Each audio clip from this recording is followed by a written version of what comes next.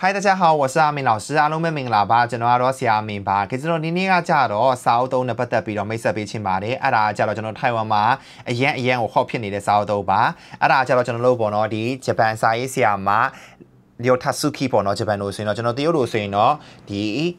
龙树良ဟုတ်ပြီနော်သူရေးထားတဲ့စာအုပ်ဖြစ်ပါတယ်ဒီစာအုပ်ကကြပထမအဆုံးအချိန်ထုတ်ဝေတာကြတော့1996ခုနှစ်ကထုတ်ဝေခဲ့တာပါဒါပေမဲ့အခုဒီတစ်ခါကကြတော့နောက်တစ်ခါပေါ့နော်ဒီ我所看见的未来ငါမြင်ရတဲ့ဒီအနာဂတ်ဆိုပြီးတော့ဒီနောက်ထပ်တစ်ချိန်ထပ်ပြီးတော့ထုတ်ဝေတာပဲဖြစ်ပါတယ်ဒီစာအုပ်ကဘာကြောင့်အရန်ကိုဟော့ဖြစ်နေလဲဆိုရင်တော့ကျွန်တော်တို့ပေါ့နော်ဒီ2025ခုနှစ်မှာဖြစ်နိုင်ခြေရှိတဲ့ဒီအကြောင်းအရာတစ်ခုနဲ့ပတ်သက်ပြီးဒီရေးသားထားတာဖြစ်တဲ့အတွက်ကြောင့်ပါဒါဆိုရင်ပေါ့နော်ဒီ1996ခုနှစ်ကဒီစာအုပ်ပထမဆုံးချိန်ထုတ်ဝေသွားဆိုရင်တော့ဒီစာရေးဆရာမဟာသူမှတ်ခဲ့တဲ့အိမ်မက်တွေကိုအိမ်မက်ဘောင်းစုနေအနေနဲ့ပေါ့နော်အိမ်မက်မှတ်တမ်းတစ်ခုအနေနဲ့သူကမန်ဂပုံစံရေးသားထားတာပဲဖြစ်ပါတယ်အဲ့ဒီကကျတော့လူတွေကဒီတိုင်းပဲပေါ့နော်အော်ဒီစာရေးဆရာမဟာတဘာဝဖြစ်ရစမ်းတွေကိုရေးတယ်စာရေးဆရာမတယောက်နေတာဒီလိုအလွယ်သတ်မှတ်ပြီးတော့ဒီထဲမှာပါတဲ့အကြောင်းအရာတွေကိုလည်းကျွန်တော်တို့ကဒီတိတ်ပြီးတော့ serious မထားခဲ့ဘူးပေါ့နော်ဒါပေမဲ့ဒီ2011ခုနှစ်ဒီ3လပိုင်း17ရက်နေ့ဂျပန်နိုင်ငံမှာဒီငလင်အကြီးတစ်ခုပေါ့နော်ဆူနာမီအကြီးတစ်ခုဖြစ်ပျောက်ခဲ့တယ်ပေါ့နော်အဲ့ဒီအချိန်မှာစပြီးတော့မှဒီဂျပန်လူမျိုးတွေအကြားမှာပေါ့နော်ဒီဂျပန်စာရေးဆရာမဒီရေးသားခဲ့တဲ့ဒီဆွဲခဲ့တဲ့ဒီစာအုပ်ထီကအကြောင်းအရာတွေနဲ့တိုက်ဆိုင်မှုရှိတဲ့အချိန်ရတော့၎င်းပေါ့နော်နောက်တစ်ခုကကြတော့ဒီနေရာရတော့၎င်းအရင်တိုက်ဆိုင်မှုရှိနေတာဖြစ်တဲ့အတွက်ကြောင့်လူတွေဟာဒီစာရေးဆရာမအနာဂတ်ကိုများကြိုမြင်နေတာလားဆိုပြီးတော့စပြီးတော့ဆွေးနွေးလာကြတာပေါ့နော်ပြောလာကြတာပေါ့နောက်တစ်ခုကကြတော့ဒီစာရေးဆရာမသူပြောခဲ့တဲ့အကြောင်းအရာမှာ2020ခုနှစ်ပေါ့နော်ဒီ2020ခုနှစ်ကြာရင်ပေါ့ဒီကဘာအနက်မှာကျွန်တော်တို့ဒီကက်ယောဂတစ်ခုဆက်ရောက်လိမ့်မယ်ဆိုပြီးတော့ပြောခဲ့တယ်ပေါ့နော်ဒါကတကယ်ဖြစ်လာတာပဲကျွန်တော်သိတဲ့အတိုင်းပဲပေါ့နော်2019ခုနှစ်မှာနှစ်ကုန်ခန့်ဒီလောက်မှာကျွန်တော်တို့ COVID-19 ဖြစ်လာတယ်အဲ့ဒါကြောင့်လည်းပေါ့နော်ကျွန်တော်တို့ဒီကဘာတဝက်မှာကဘာတဝါမှာပေါ့နော်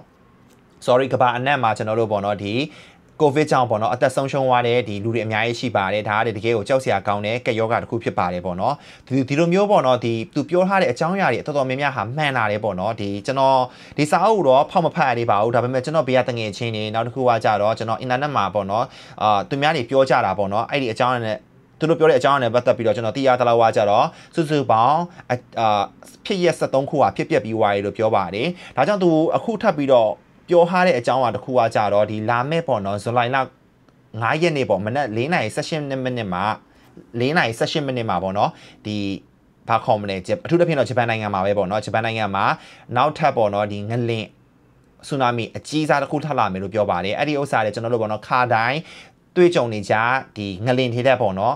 ်ဆူနာမီတွေတဲ့ပိုပြီးပြင်းထန်မယ်လို့ပြောတယ်ပေါ့နော်73ဆလောက်ပြင်းထန်မယ်လို့သူကပြောထားတာပေါ့နော်အဲ့ဒီကြောင့်လည်းဂျပန်လူမျိုးတွေကြားမှာအရန်ကိုဂျပန်လူမျိုးတွေတော်တော်လေးဆွေးနွေးနေကြတယ်လို့ပြောကြပါတယ်ပြီးဝင်အခုပေါ့နော်တချို့လေချောင်းလိုင်းတွေဟာဆိုလဲအဲ့ဒီရက်တွေမှာကျွန်တော်တို့ပေါ့နော်ဂျပန်နိုင်ငံကိုမပြန်တန်းဖို့ပေါ့နော်တတိတွေအောင်ပေးလာကြတယ်ပြီးတော့တချို့ဆိုရင် cancel လုပ်လာကြတယ်ပေါ့နော်အဲ့လိုမျိုးအခြေအနေတွေတောင်ရှိလာတယ်ဆိုရင်တော့ဒီစာအုပ်ကဒီအစာအုပ်ထဲမှာပါတဲ့ဒီဥစ္စာတကယ်ပဲဖြစ်လာမလားဆိုတာကျွန်တော်တို့မသိပါဘူးဒါပေမဲ့လည်းပေါ့နော်ဒီကျွန်တော်တို့ယုံနေရှိမယုံတော့ရှိကျွန်တော်တို့ဘက်ကဖြစ်နိုင်မယ်ဆိုရင်တော့အကောင်းဆုံးကြိုတင်ပြင်ဆင်ထားတာတော့အကောင်းဆုံးပါပဲနောက်တစ်ခုပေါ့နော်ဒီဘာပြောထားသေးလဲဆိုတော့ဒီ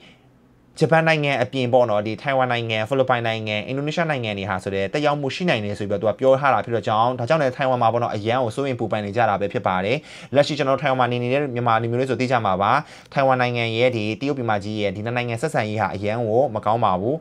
ပြင်းထန်နေတာပေါ့နော်တင်းမာနေတာပေါ့နောက်တစ်ခုကဒီလိုမျိုးတဘာဝကက်ယောဂလာထပ်ပြီးတော့ကြုံတွေ့လာမယ်ဆိုရင်တော့အချင်းတွေကပို့ပြီးဆိုးလာနိုင်တယ်ဆိုပြီးတော့လူတွေကအရန်ကိုစိုးရင်ပူပန်နေကြတာပေါ့နော်ကျွန်တော်ကတော့ဒီစာအုပ်ထဲမှာပါလာတဲ့အကြောင်းအရာတွေမဖြစ်လာဖို့မျှော်လင့်ပါတယ်အဲ့တို့ကြောင့်ကျွန်တော်စူတောင်းပါတယ်ပေါ့နော်ဒါပေမဲ့ကျွန်တော်တို့ဘက်ကအကောင်းဆုံးပေါ့နော်ကျွန်းပြင်ဆင်ထားဖို့လိုတယ်ဆိုတဲ့အကြောင်းကိုကျွန်တော်ပြောချင်ပါတယ်ဥပမာပေါ့နော်ဒီထိုင်ဝမ်မှာဆိုတဲ့နေတဲ့လူတွေဆိုသိမှာပါထိုင်ဝမ်နိုင်ငံဟာဆိုတဲ့ငလင်တန်ခမ်းတဲ့နိုင်ငံတစ်နိုင်ငံဖြစ်ပါတယ်ငလင်တန်ရှိတာပေါ့နော်အဲ့ဒီကြောင့်ကျွန်တော်တို့ပေါ့နော်ဖြစ်နိုင်မယ်ဆိုရင်တော့ကျွန်တော်တို့အိတ်တဲ့အခါကျရင်ပေါ့နော်ကိုယ့်ရဲ့ဘေးနားမှာဒီအရေးပေါ်ဆေးအိတ်တွေစောင့်ထားပါတရုတ်လိုဆိုရင်တော့ကျုပ်စမ်းပေါပေါ့နော်ဒါမှမဟုတ်အစားအစာလေးတွေရေလေးတွေစောင့်ထားပေးပေါ့နော်ကျွန်တော်ဆိုရင်တော့ဗာလဲဆိုရင်အိတ်ခန့်นี้ကြိုင်နေကျွန်တော်ပြင်လာမှာဒီဆိုင်ငယ်အုပ်ထုပ်ပေါ့နော်ဒီဆိုင်ငယ်အုပ်ထုပ်စောင်းထားတယ်ပေါ့နော်အကယ်၍ငလင်းလောက်တာတော့ကိုကဒီဘာခေါ်မလဲပြေးဖို့မမီတော့ဘူးဆိုရင်တော့အနည်းဆုံးကျွန်တော်ဆိုင်ငယ်အုပ်ထုပ်စောင်းထားပြီး ဆောင်းထားတယ်ဆိုရင်တော့ကျွန်တော်ခေါင်းကိုတိုက်ရိုက်ဒီပစ္စည်းပြုတ်ချလာတဲ့ခါကျရင်မထိတော့ဘူးเนาะအဲ့အတွက်ကြောင့်ကျွန်တော်ကစိုင်းငယ်အုတ်ထုတ်တော့အမြင်နဲ့ဆောင်းပါတယ်နောက်တစ်ခုကကျွန်တော်ပြနာမှာဆိုတဲ့ရေတွေပြီးဝိုင်းစားစရာတွေအမြင်နဲ့ဆောင်းထားပါတယ်အရေးပေါ်ပေါ့เนาะကျွန်တော်တို့ကြုံတွေ့လာတဲ့အခါကျရင်အနည်းဆုံးတော့ကိုဒီကယ်ဆေးသမားတွေမရောက်လာတဲ့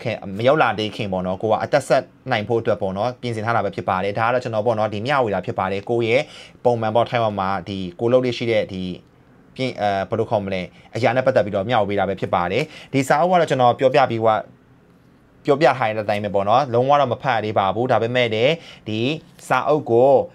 ကျွန်တော်ဒီရပိုင်းပေါ်အားတဲ့ခါကြရင်လည်းတေချာဖတ်ပါမယ်အသေးစိတ်ဖတ်ပြီးွားတဲ့ခါကြရင်လည်းနောက်ထပ်ပါအကြောင်းအရာလေးတွေကိုကျွန်တော်ထပ်ပြီးမျှဝေပေးလို့ရတယ်ဆိုတာကိုထပ်ပြီးတော့မျှဝေပေးချင်ပါသေးတယ်အလားတူပဲပေါ့နော်တရုတ်စာလေးလာနေတဲ့လူတွေဆိုရင်လည်းဒီစာအုပ်ကိုဖတ်ပြီးတော့ပေါ့နော်တရုတ်စာလေးလာလို့ရတယ်ဆိုတဲ့အကြောင်းကိုကျွန်တော်ထပ်ပြီးတော့ပြပြပေးချင်ပါတယ်ကျွန်တော်တို့ခါလေးကြရင်ပေါ့နော်ဒီဝတ္ထုတွေဒီသတင်းတွေပေါ့နော်အများကြီးဖတ်ဆရာမလိုပါဘူးဘာသာစကားခုလေးလာတဲ့ခါကျရင်ဒီပေါ့ပေါ့နော်ဒီကာတွန်းစာပဲဖြစ်ဖြစ်မန်ကာပဲဖြစ်ဖြစ်ဒီမျိုးဖတ်တာရတယ်ကျွန်တော်တို့အများကြီးအကျိုးရှိတယ်လို့ကျွန်တော်ပြောချင်ပါတယ်ဒါကလည်းကျွန်တော်အရင်ကဆိုရင်ကျွန်တော်ပေါ့နော်ဒီဘာခေါ်မလဲတရုတ်စာလေးလာတဲ့ခါကျွန်တော်အင်္ဂလိပ်စာလေးလာတဲ့ခါလည်းမှာလည်းဒီလိုမျိုးပုံစံနဲ့ပဲလေးလာတာဖြစ်ပါတယ်ဒါကလည်းကျွန်တော်ရဲ့ဒီ